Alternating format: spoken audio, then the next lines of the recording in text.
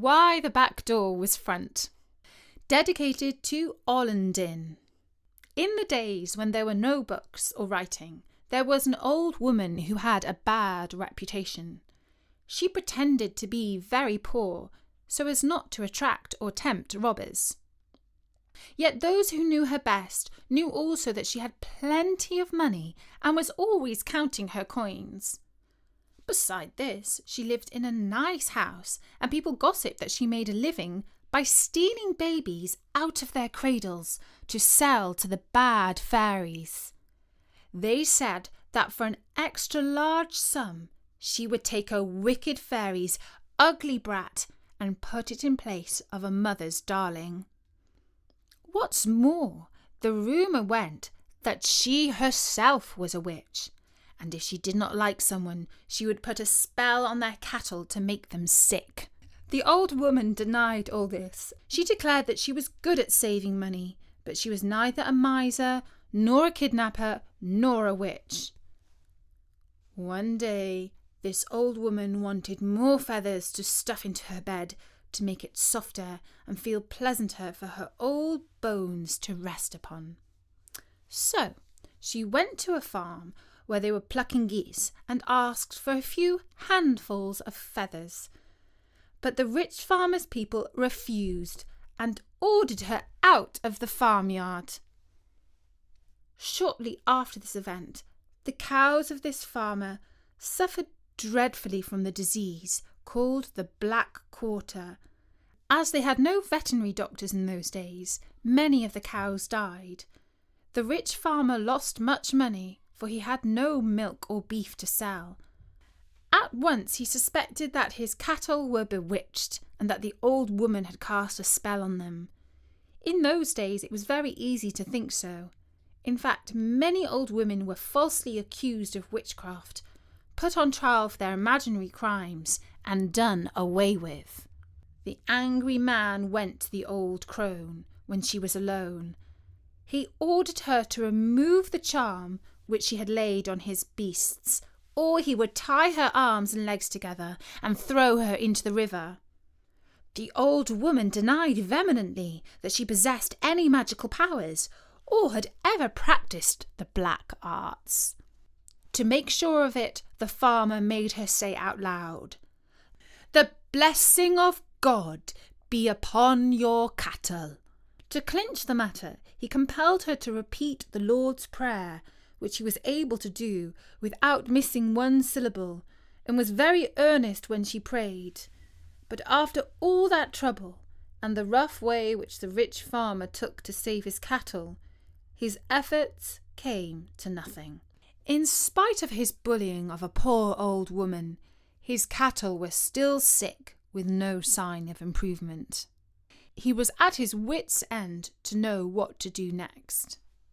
In very old days, a Welsh house was a round hut with a thatched roof without glass windows, and the smoke got out through the door and holes in the walls in the best way it could. Long garlands of soot hung from the rafters. These, when the wind blew or the fire was lively, would swing or dance or whirl, and often fall on the heads or into the food while the folks were eating. But by this time things were improving, and buildings were starting to have chimneys. Then they set the beds at the side and made sleeping rooms. They had also a loft in which to keep odds and ends. They hung up the bacon and hams and strings of onions and made a mantelpiece over the fireplace.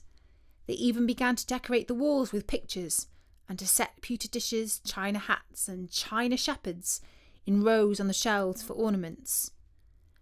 The rich farmer had just left his old round hut and now lived in one of the new and better kind of houses. He was very proud of his chimney, which he had built higher than any of his neighbours. But he could not be happy while so many of his cows were sick or dying. One night, while he was standing in front of his fine house and wondering why he must have so many troubles, he talked to himself and, speaking out loud, said, "Why don't my cows get well?" "I'll tell you," said a voice behind him. It seemed halfway between a squeak and a growl. He turned round, and there he saw a little angry man. He was dressed in red and stood hardly as high as the farmer's knee. The little old man glared at the big fellow and cried out in a high tone of voice, "You must be more careful about throwing out your rubbish, for other people have chimneys beside you." "What has that to do with a sickness among my cows?" "Much indeed. Your family is the cause of your troubles, for they throw all their slops and rubbish down my chimney and put out my fire."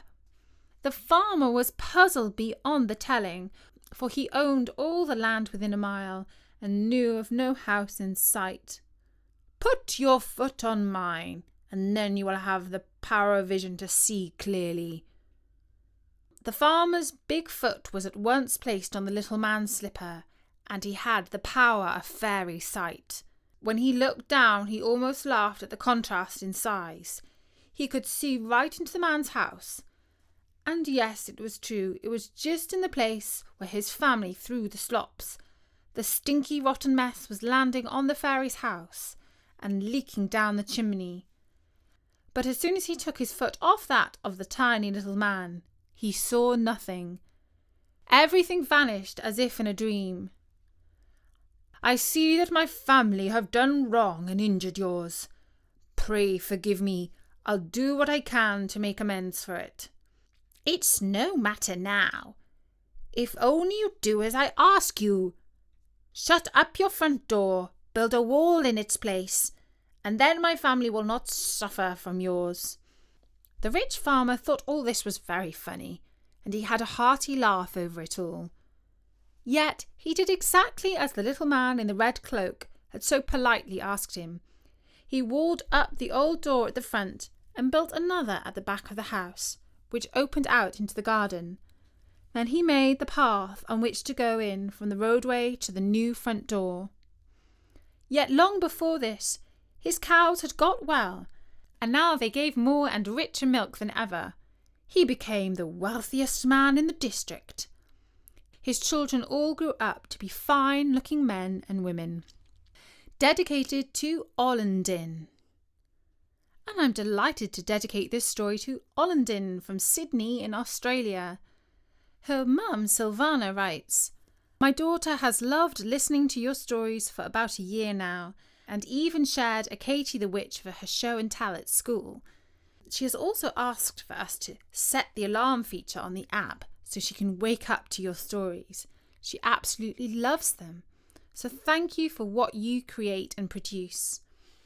Well, thank you, Ollendin, for supporting us on Patreon, and I do hope you enjoy this Welsh story.